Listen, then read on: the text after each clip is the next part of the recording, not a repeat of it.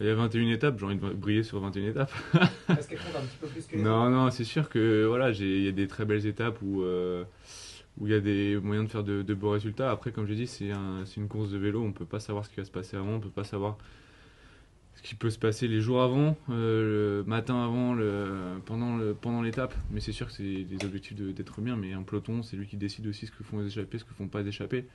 Est-ce que Tadej Pogačar va vouloir gagner Rouen, déjà commencer à se découvrir ou pas, on ne sait pas. Donc maintenant, oui, c'est une étape que j'ai cochée. Après, on verra comment ça se déroule au fur et à mesure des premiers jours. Et il est relou, Pogacar? Non, ça va, il est sympa, voilà. Non, Il à vouloir tout prendre. à vouloir tout prendre. Après, comme j'ai dit, on est sportif. S'il avait les moyens de gagner, pourquoi il ne voudrait pas gagner? Il devrait en laisser aux autres. Je pense que C'est ça les marche pas comme ça. opportunités surtout, quand il peut prendre du temps, il va pas s'en priver. Quoi. C'est ça. Tu ferais pareil ou tu essaierais de. Bah non, je ferais pareil. Bien sûr. Bah, franchement, on passe. Tu fais des ennemis aussi. Non, mais non, on se fait pas d'ennemis quand on fait comme ça. On se fait des ennemis, c'est selon nos réactions après peut-être, mais pas quand on est juste bon. Tout le monde travaille. On a passé des semaines et des semaines en altitude. On passe des semaines à être sur notre vélo, à se mettre des efforts tous. Chaque coureur dans le peloton, comme ça. Si ça sourit, faut y aller jusqu'au bout. On va pas dire, oh, bah non, je vais me relever parce que je vais laisser des victoires ou je vais juste pas prendre du temps alors que je peux peut-être gagner mon. Je suis plus sur combien de Tours de France, c'est normal. C'est un sportif, il travaille, tout le monde travaille. Donc à un moment donné, il faut aussi prendre ce qu'on a à prendre. Et au risque de lasser peut-être les gens? Oh, ça, c'est une question. C'est pas avec moi, il faut voir ça avec les supporters. Kevin, est-ce que tu pourrais décrire pour celles et ceux qui ne connaîtraient pas ce que c'est que la Suisse normande et cette étape après tout, c'est ton point, tu connais ça par cœur, il y a beaucoup de dénivelé concentré sur une seule étape. Ouais. Ça ressemble à quoi alors? Ça ressemble à quoi? Ça ressemble à un mal de jambe continu. C'est des gros vallons avec des routes granuleuses et où on s'arrête vraiment jamais. C'est des faux plats descendants et pas des vraies descentes. Donc on est toujours en train de pédaler. On va avoir les watts moyennes qui vont toujours être très élevées et ça va être très énergivore. Et voilà, après c'est des belles routes, hein. On est tranquille, c'est pas mal. Et ouais, ça va juste être difficile, surtout pour les gens. Et juste avant, contre la montre de Caen, tu l'as regardé? Ouais, j'ai déjà regardé, ouais. Bon, c'est un chrono, je pense que c'est un chrono typiquement de chronomane, de pur spécialiste. Hein. Voilà, un départ avec Louvre-la-Délivrande où on monte à peu près 1,5 km et après on part dans la prairie de Caen où c'est vraiment des grandes routes, un peu faux plat mais pas trop. Donc c'est vraiment typiquement spécialiste, position et un final un peu plus tortueux pour retourner dans la ville de Caen. Mais c'est un très beau chrono. Ouais. Kevin, hier, Guillaume Martin, qui est je crois le seul français à vraiment viser ouvertement le classement général, disait qu'il ne fallait pas dévaloriser ça et que si on voulait faire plus tard peut-être un podium ou même un top 5, il faut passer par 10e, 9e, 8e. Donc quel est ton avis toi sur ça? Tu disais que pour toi c'est trop tôt, mais. Par rapport au classement général? Ouais. Oui, après il faut le sentir, je pense que quand on se sent prêt, 3 semaines c'est long. Peut-être qu'à la télé on a l'impression que c'est que 2 ou 3 heures d'antenne, mais pour nous c'est long, c'est de la pression en fait qui est juste là tous les jours. On suit des groupes, on va jouer avec des groupes, finalement on va jusqu'à y arriver toujours à la limite de son corps, et peut-être que voilà aussi il faut avoir des années où on a des journées où on récupère un peu plus, on pourra faire l'échappée le lendemain, faire ce qui nous anime aussi. Voilà, Guillaume Martin a un mental pour moi sur des courses à l'étape qui est un des meilleurs mondiaux, il s'accroche toujours. Guillaume Martin, il ne faut jamais l'oublier, on ne le voit peut-être pas toujours à l'écran, mais il est toujours là, toujours présent, et ça en est une force pour lui. Après, il faut réussir à avoir ces mentales-là pour nous aussi. Et pour l'instant, je pense qu'on est plus happé par la victoire d'une étape pour le moment que pour maintenir voilà, un top 10 qui est juste exceptionnel au Tour de France, mais qui est voilà, peut-être au niveau des émotions pures sur l'instant, peut-être pas aussi forte. Quand il y a une Tadej Pogacar dans le peloton, est-ce qu'on est résigné? Est-ce qu'on se dit qu'on ne va ramasser que les miettes et encore ou pas? Je sais pas combien de fois on me l'a posé cette question, mais ça commence à faire pas mal. Mais après, je pense que chaque coureur on lui la pose. Non, on n'est pas résigné. Si on était résigné, on arrêterait de faire du vélo.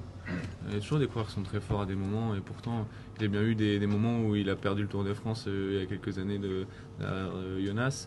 Maintenant, il faut courir avec nos armes, avec ce qu'on peut. On fait ce qu'on peut, on se passe comme il faut, on fait tout ce qu'il faut, on travaille de notre côté. Et maintenant, on va pas se dire, on a tout fait bien, on arrive au départ. Il y a le mode champion du monde actuel. Oh non, on va juste arrêter et laisse-le partir. Non, on va tenter, on va faire notre course. À la Flèche Wallonne, j'ai juste fait ma course. J'ai fait mon effort. Moi, bah, je me suis retrouvé derrière lui, c'est comme ça. Ça aurait pu être devant lui un jour où il est moins bien, ou un jour où il y a tellement le vélo, il y a tellement de choses qui se passent entre les conditions météorologiques, les chutes, tout ça. Et voilà, l'année dernière, il s'est bien cassé le poignet, c'était au Tour des Flandres, je crois, il y a 2 ans. Voilà, bah, c'est À comme Liège. ça. À Liège, pardon. Mais, Donc c'est la course. Après, c'est un coureur comme un autre. On est là, on a 2 bras, on a 2 jambes. Voilà, il est juste, ouais, il est très fort actuellement. Mais ouais. Qui sait s'il va pas avoir une défaillance durant les 3 prochaines semaines. Est-ce qu'on est résigné quand il y a Pogacar qui court derrière tout ça? Ah, c'est une blague. Ouais. Est-ce que Pogacar, j'ai entendu dire qu'il s'entraîne plus que les autres? Plus que les autres, bah, Ouais. franchement, il faut regarder les entraînements de tout le monde, mais maintenant ça commence à être de plus en plus similaire. On a juste des petites variations entre chacun. Et après, c'est son corps qui accepte ou pas les charges. Après, regardez, peut-être qu'il s'entraîne plus que les autres parce qu'il court peut-être moins que les autres. Regardez ses jours de course, regardez les jours de course de certains coureurs, ou que ce soit Arnaud ou moi. Bah, c'est des programmes totalement différents, c'est incomparable. On peut pas comparer ce qui n'est pas comparable. Il y a des équipes qui passent beaucoup de temps en altitude et qui sont beaucoup d'entraînement. Nous, on fait d'autres choix. Donc voilà, j'ai couru moi, c'est pour mon exemple personnel, de la Marseillaise jusqu'à la Bretagne. Bah, c'était mon choix et j'ai fait plus de jours de course. Donc bah ouais, sur les données d'entraînement, je me suis moins entraîné. Mais par contre, j'ai fait plus de courses. Et pour autant, c'est pas pour ça que j'arrive pas en forme. Pour réduire la dangerosité de votre sport, l'UCI a annoncé vouloir faire un test en fin de saison sur la limitation des braquets. Parce que trop de vitesse pourrait entraîner trop de risques de chute. C'est quoi votre sentiment par rapport à ça? Est-ce qu'il faut limiter les braquets pour retrouver, on va dire, des vitesses plus acceptables, peut-être moins de danger? Je pense qu'il n'y a pas de. On ne sait pas s'il y a une solution à tout ça. Comme on a dit, c'est du comportement plus qu'autre chose. Déjà, tout va ensemble. La nutrition, on est plus haut, donc en fait, on a moins de coups de fatigue durant la course. Donc il y a plus de coureurs qui sont dans le match tout le temps. Avant, je pense, quand on regardait la télé, on voyait quand même des trains sprinters. Ils étaient encore 3 plus leur sprinter ou comme ça. Maintenant, il y a quasiment 7 coureurs qui sont présents dans le final.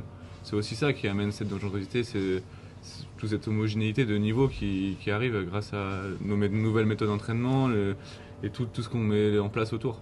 Après, est-ce qu'un limiteur braquet, ça sera une solution miracle? Je pense pas, mais ça peut être déjà une petite solution. Donc, faut tester et voir ce que ça donne.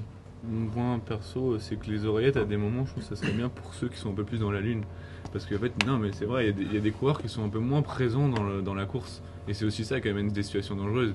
Parce que pourquoi ils foncent dans le truc? Parce qu'on a les disques qui freinent très fort, les mecs étaient moins attentifs et bam, on a tapé, on a regardé son compteur, on a fait ça. Et peut-être que du coup, d'enlever ces oreillettes va permettre à certains coureurs dans des points stratégiques où tout le monde se rassemble et tout le monde va vite, peut-être quelques-uns en moins, ou quelques-uns un peu moins vigilants à tout ce qu'ils font. Moi, c'est ce que j'avais ressenti sur des courses sans oreillettes, type Championnat de France ou même surtout les Jeux Olympiques. Bah, c'était plus simple parce que déjà, tu as des mecs à la base, ils sont là pour frotter parce qu'on leur a dit c'est là maintenant. Et là, vu qu'ils n'ont pas l'info, ils n'ont pas regardé leur compteur, leur kilométrage, ah bah mince, on a loupé le point stratégique. Peut-être, tu vois, mais comme je dis, il y a plein de possibilités, mais je pense que le point d'ancrage, c'est le respect dans le peloton et la manière d'aborder tout ça, quoi.